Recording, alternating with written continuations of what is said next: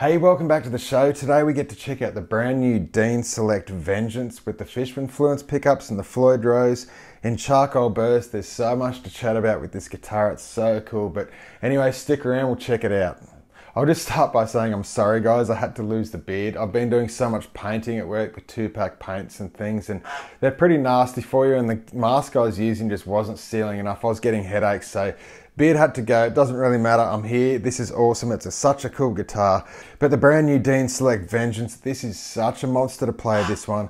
I absolutely love Vs. I'm sure you already know that by now, but this is an absolute killer V. It's really heavy to hold. It's probably the heaviest guitar I've got in the room, actually. It's really cool. It's well built. It's extremely sturdy.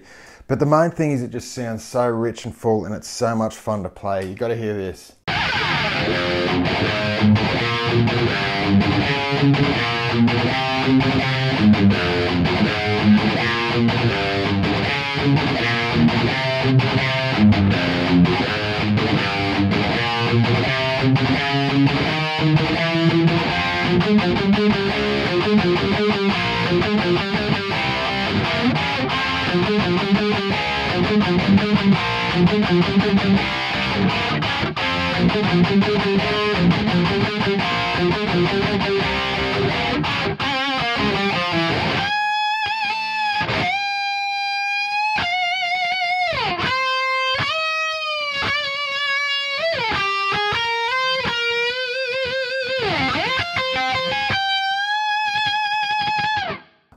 I'm sure you get the idea with that. All the notes just seem to ring out really nice and true. The guitar solos are just absolutely liquid. They pop out. All the notes are rich where they need to be. It's effortless to play, but getting into the specs now, I'll try and explain it as best I can. But just starting with the body, it's a solid Eastern mahogany body. It's got the flame maple top with this charcoal burst. It just looks absolutely striking just to look at. You've got the Fishman Fluence pickups that are hard mounted to the body for like extra sustain. They're not hard mounted as such that you can't move them at all. I think they've got small rubber grommets underneath them that you can just make the finest adjustments, but they really are solid onto the body, and the cutouts there are just really well done. The Floyd Rose is the Korean Floyd Rose 1000, but in all my time playing these, I cannot tell the difference between the original German and the Korean Floyd Rose. All the parts are just solid, hardened steel. I've never had one break on me ever in all the years, but I can't fault this one. It stays in tune just like all the rest. It's really nice. And for the controls, you've got the volume for the neck, the volume for the bridge, and a tone pot, which is actually push-pull. And what's really cool about this, I thought with the Zero Select that we did the other week, I thought that the push-pull pot was actually just a coil, tap them into single coils, but it's not. It actually gives you the second voice for the modern Fishman Fluence pickup, so you get the two voices. And that, to me, that's a game changer for these guitars, because having them set to the high output with the pot pushed down, it's not like an EMG 81, but you've definitely got a really high power sort of pickup that seems to suit more of that sort of metal and aggression, the Metallicas, everything like that. But as soon as you pull that pot out, it seems to drop them down to that really nice sort of passive pickup range. I can't say for certain, but I'll just be saying somewhere around the 11, 12K sort of range it feels. It's a little bit lighter than like a JB, but a little bit stronger than like the Fortitude from the Joe Duplanter. It's just really nice and in between. It's an Alnico pickup. The Fishman Fluences do come in a ceramic magnet as well, but I really like the Alnicos that are in this, especially when it's in that passive sort of setting or the second voice. But pushed down, you get loads of aggression, but it's still really clean and true. And again, all the fine details just seem to be captured with this. The binding is absolutely beautiful that goes around this guitar. I just really like the guitar that has the hard, solid edge and that binding. I'm not much of a fan when the guitars have like an angled, beveled edge on the side. I think sometimes they're comfortable to rest your arm on, but It's so classy, but yet it's really aggressive. It covers all the bases for me. Sometimes it really is just about the fine details with the guitar, but to me, I just love the way that the pickups have been routed into the body. It's just like there's perfect clearance all the way around. They just sit really nice. Makes it just look absolutely striking. The jack on the back has been recessed into the actual back of the guitar there, and it's just a really nice touch. Those sorts of things just really stand out to me. And the recessing on the back for the plates has just been really well done as well.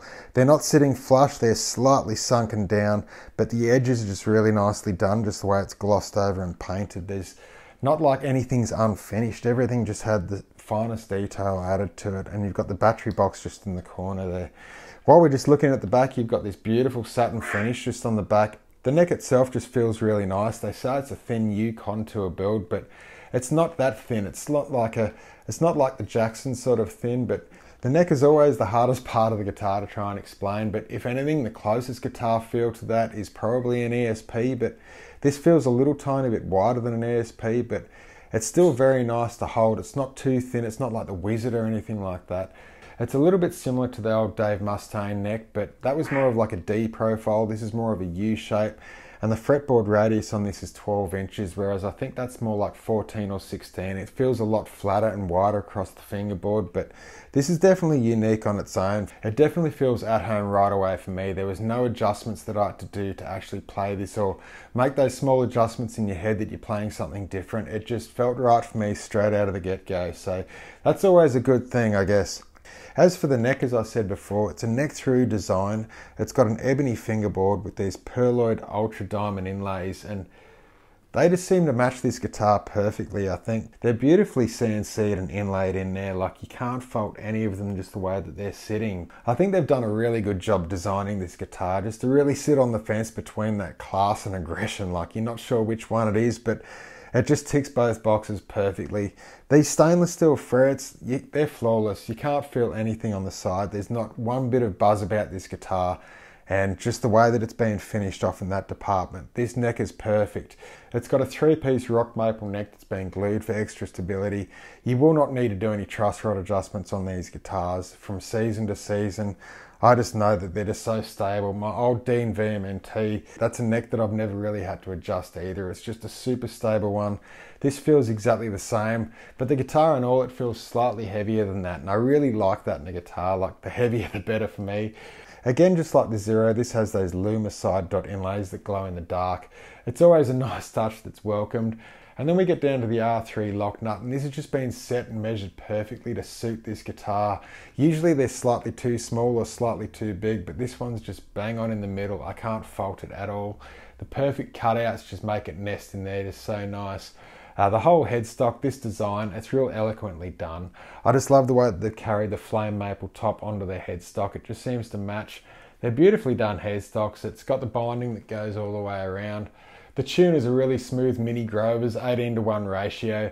And again, this guitar is crafted in Indonesia, and these guys are just putting out some of the nicest guitars right now. I think their attention to detail and everything they're doing is flawless. I honestly cannot fault any part of this build quality or any flaw that I think they could have done better on this guitar. That's my honest thoughts. I'm not being paid in any way to make this for you. I just love a really nice guitar, and these guys have honestly delivered one of the nicest guitars I've ever held. So I'll just run through some voicings on the pickups for you. I'll go through a clean channel. I don't usually do this, but I think it shows off the voicings on those pickups best. But right now, this is on the bridge pickup with the Modern Voice 1 engaged.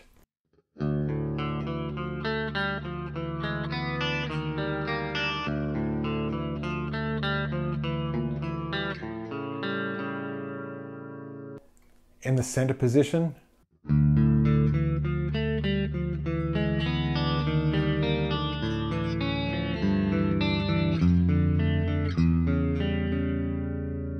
neck pickup,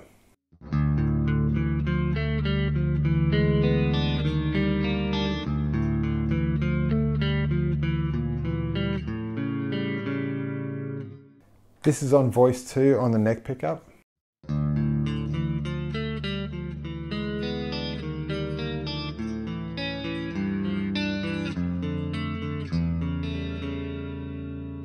Center position, voice 2.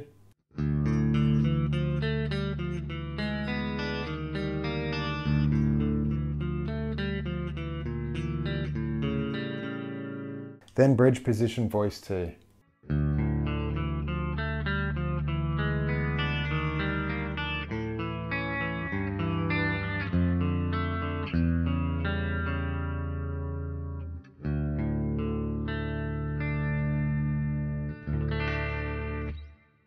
What is it, Holly boy? And that's just the voicings. I think that just shows it off the best. But sometimes when I'm playing some metal riffs and things are just a little bit too aggressive on the voice 1, or you're using a really high gain output amp that everything just gets a little bit muddy, you can just go to that voice 2 and everything clears up. I think it just really helps make it a really versatile guitar. It gives you the best of both worlds. You can have that really active sounding like EMG 81 sort of on the surface, and then pull that pot and you've got a passive. Just to me, that's perfect. It's just such a nice touch. I forgot to mention for today's tones, I'm going through the quad cortex for all this. Right now I've just switched to the archetype Gojira that's in the quad cortex. I just really wanted to show off the different voicings now with a bit of gain applied. But right now we're on voice 1. I think this is just a little bit too much for the riff. Joe's guitar has got a really low output pickup on it, so he can just really make the amp work a lot harder. So for this I'll go to voice 2, but just to give you the demo, this is voice 1.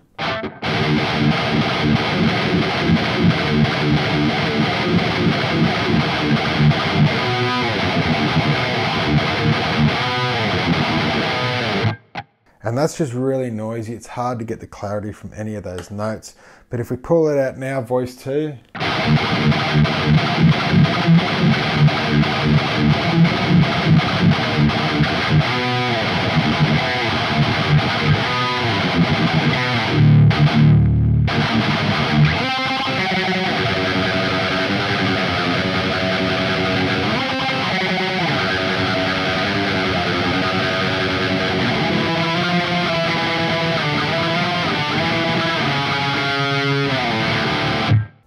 And you get the idea there. It just seems to really just help that guitar to sit right where it needs to be for that mix. The clarity just came through. I've just skipped now to a Gary Holt style tone where an EMG 81 is perfect, but I think this one just gives you all the aggression you need just for that as well.